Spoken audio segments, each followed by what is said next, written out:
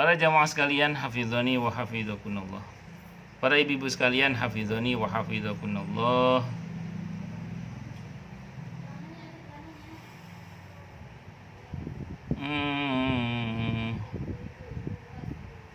Adapun menurut Al-Ubay bin Ka'ab radhiyallahu an, Jahannam itu mempunyai 7 pintu.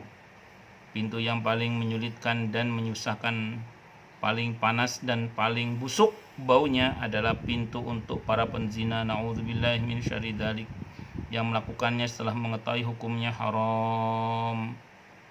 Jadi pintu yang paling serem itu bahasa Islam itu pintu bagi orang-orang yang gemar berzina kalau dia tidak bertaubat. Kalau bertobat tentu lain lagi. Hanya kita mohon pada Allah ya, semoga kita semua dianugerahi taubatan nasuha sebelum wafat. Karena dengan taubat itulah keburukan kita akan diganti oleh Allah Subhanahu wa taala. Sebagaimana firman Allah dalam Al-Qur'an di surah Al-Furqan. Al-Furqan surah ke-25 ayat 70 itu, illa man taba wa amana wa amila amalan shaliha faulaika yubaddilullahu sayyiatihim hasanat. Kecuali orang-orang yang mau bertobat, beriman dan beramal soleh, mereka itu yang akan diganti oleh Allah kejahatannya, keburukannya dengan kebaikan-kebaikan. Itu kalau Anda cermati di ayat 69 sama 68-nya itu tentang 3 dosa besar sekaligus itu, syirik, membunuh tanpa hak, dan zina. Itu aja kalau kita tobat diampuni oleh Allah Subhanahu wa taala. Nah, mumpung kita masih hidup, ayo kita semua, tidak hanya Anda tapi juga saya, banyak-banyak bertobat, minta ampun kepada Allah untuk setiap dosa-dosa kita, terutama dosa-dosa besar. Nah, untuk setiap dosa-dosa kita, baik yang terang-terangan maupun yang sembunyi-sembunyi, baik yang kita lakukan dengan sengaja ataupun yang tidak sengaja, baik yang kita ketahui maupun yang tidak kita ketahui. Semoga Allah ampuni dan maafkan kita semua ya, kedua orang tua kita juga, para mertua kita juga, dan guru-guru kita semuanya. Amin Allahumma amin insyaallah.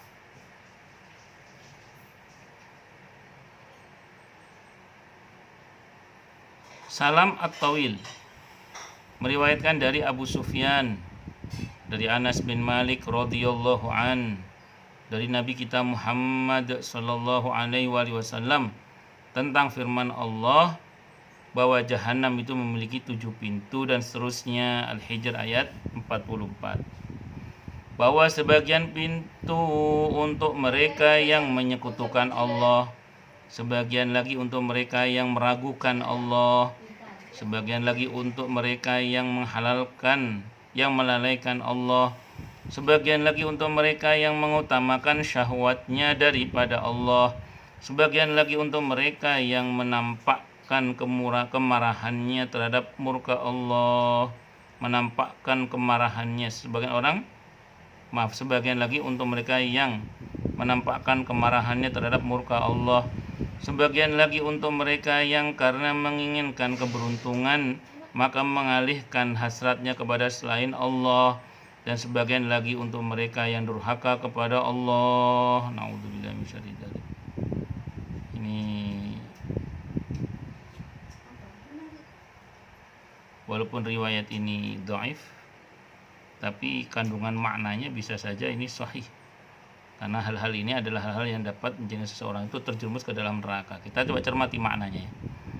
Yang pertama, syirik. Wah, jangan tanya, ini mbahnya dosa besar.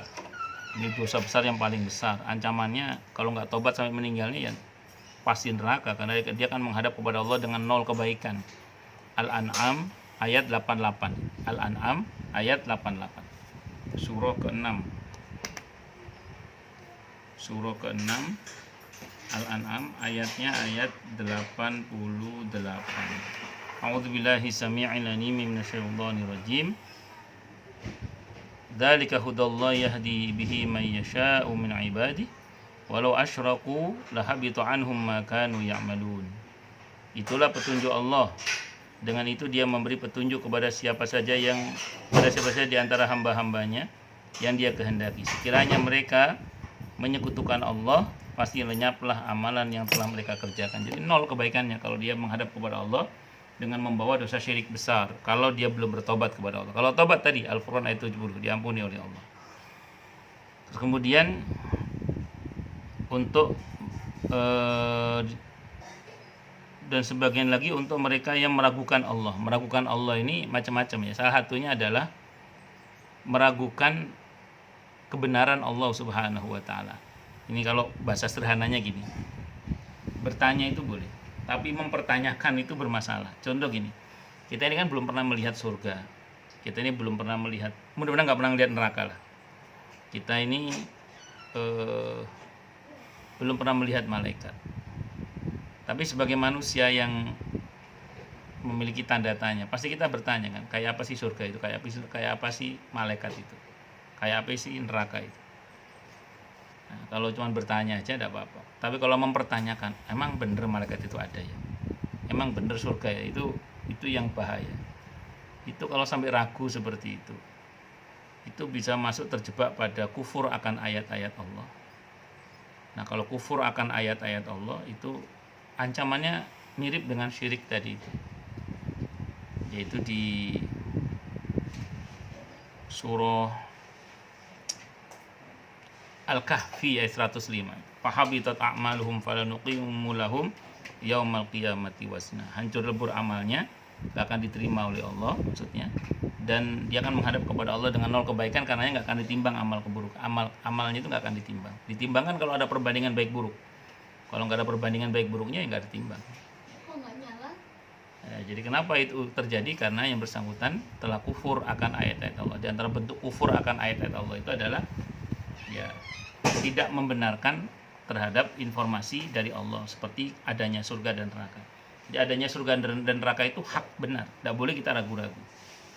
Nah, kalau sampai kita ragu-ragu, takutnya nanti terjebak pada kufur akan ayat-ayat Allah. Itu harus hati-hati.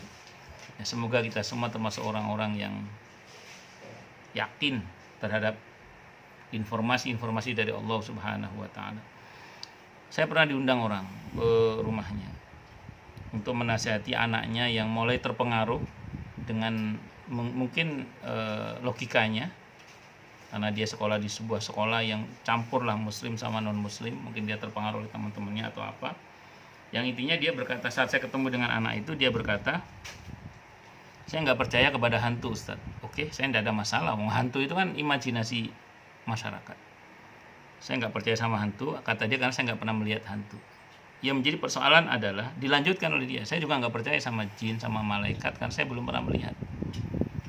Nah, kalau dia nggak percaya sama hantu, tidak apa-apa lah. Itu mitos, itu kan imajinasi masyarakat. Tapi ketika dia berkata saya nggak percaya pada jin, nggak percaya sama malaikat, ini kan bahaya. Kenapa? Karena informasi tentang adanya jin itu Allah yang bilang. Informasi tentang adanya malaikat itu Allah yang bilang. Lah kok kita nggak percaya atau meragukannya, ini bahaya bagi akidah kita. Nauzubillahi minasyaitonir rajim.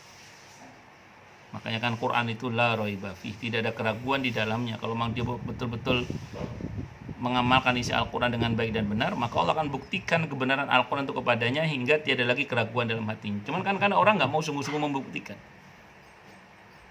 Allahu Akbar. Maka saya sampaikan, ya kalau untuk yakin harus melihat terlebih dahulu, ya saya bilang aja, kalau itu saya tidak percaya kalau Anda laki-laki. Saya bilang, loh kenapa Ustaz tidak percaya saya laki-laki? Ya, saya jawab, saya belum lihat. Lu kan, enggak usah kan. Jadi semua itu ada standarnya. Kebenaran itu ada standarnya. Informasi adanya jin dan malaikat itu ada dalam Al-Quran. Al-Quran itu la raiba fih, tidak ada keraguan di dalamnya. Di antara penjelasan para ulama tentang la raiba fih adalah bahwa Al-Quran itu sudah nantang di surah Al-Baqarah 2324 itu. Wa in kuntum fi raibim mimma nazzalna ala abdina fa'tu bi suratim mim mithlih wad'u syuhada'akum min dunillahi in kuntum shadiqin. Fa illam taf'alu wa lan taf'alu fattaqun nar allati waquduha an-nas wal hijarah uiddat lil kafirin. Itu tantangan Allah itu. Jadi kalau ada orang nggak percaya atau ragu pada isi Al-Quran, Allah tantang, disuruh bikin satu surat yang sama dengan Al-Quran. Ditantang oleh Allah untuk bikin satu surat yang sama dengan Al-Quran. Dan tantangan ini terbuka dari sejak Quran itu diturunkan sampai hari kiamat nanti. Dan sudah ada beberapa orang yang mencoba membuktikan dan tidak bisa. Kata Allah, tidak akan pernah bisa. Maka saya tantang anak muda itu, ya silakan bikin saja satu surat yang sama dengan Al-Quran kalau Anda nggak percaya pada isi Al-Quran, termasuk tentang informasi adanya jin dan malaikat. Termasuk dia bertanya, kenapa para nabi dan rasul itu kebanyakan dari Timur Tengah? Saya jawab, tidak semua nabi dari Timur Tengah.